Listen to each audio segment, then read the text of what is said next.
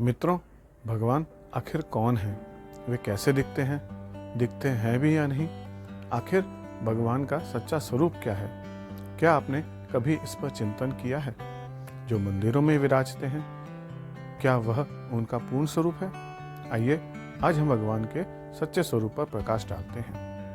दोस्तों, मैं सद्गुरु आशुतोष आप सभी का स्वागत करता हूं हमारे इस छोटे से प्रयास में, जिसमें हम अपने उस महान और गौरवशाली इतिहास से दोबारा जुड़ने की और उससे कुछ सीखने की कोशिश कर रहे हैं, ताकि हम अपने जीवन को और खुशहाल और समृद्ध बना सकें। हम आशा करते हैं कि इस प्रयास में आप हमारा साथ देंगे।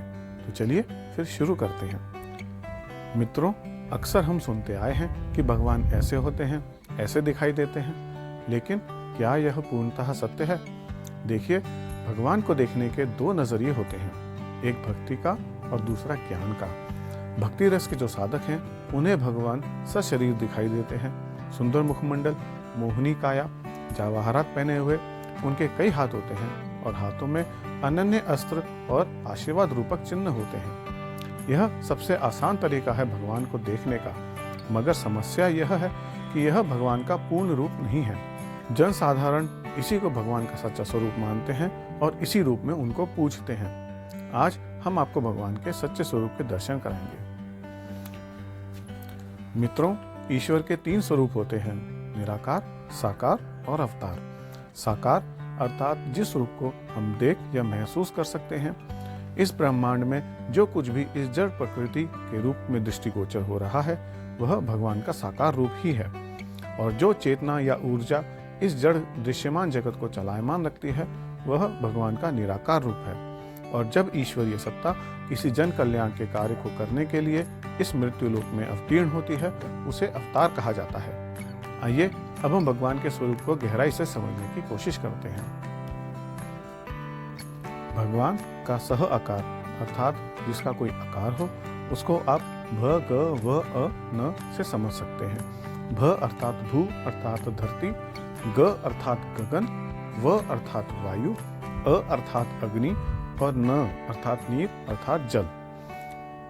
इस ब्रह्मांड में जो कुछ भी वस्तु इन पांच तत्वों से बनी है, वे सब भगवान के ही साकार रूप हैं, अर्थात यह संपूर्ण ब्रह्मांड।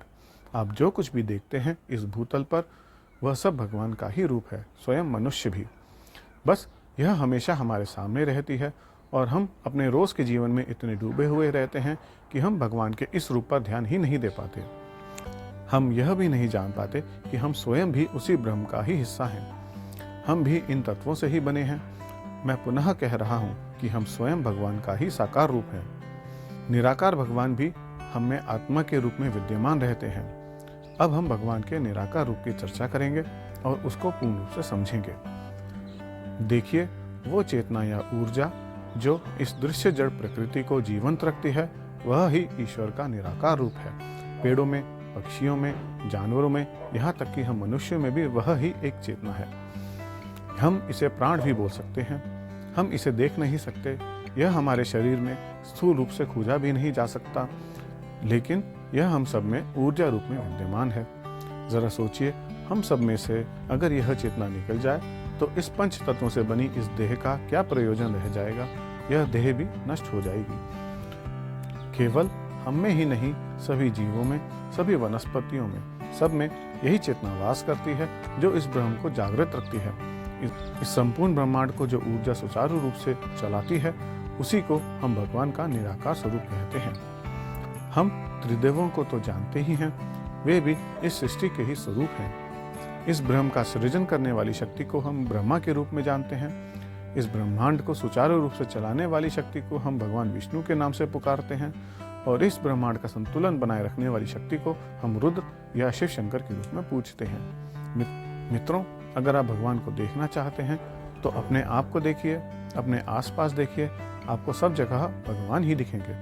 अगर आप अभी भी भगवान को नहीं देख पा रहे हैं तो आप किसी सच्चे गुरु की शरण में जाइए, वे आपकी मदद करेंगे ईश्वर के रूप को समझने में। भगवान का तीसरा रूप होता है अवतार का, जब भगवान अवतार लेकर इस मृत्यु लोक में आते हैं। भगवान का यह अवतरण दो रूपों में होता है। जब भगवान किसी एक उद्देश्य के लिए आते हैं तो वे गर्भ से उत्पन्न नहीं होते, जैसे मत्स्य अवतार, कश्यप अवतार, नरसिंह अवतार।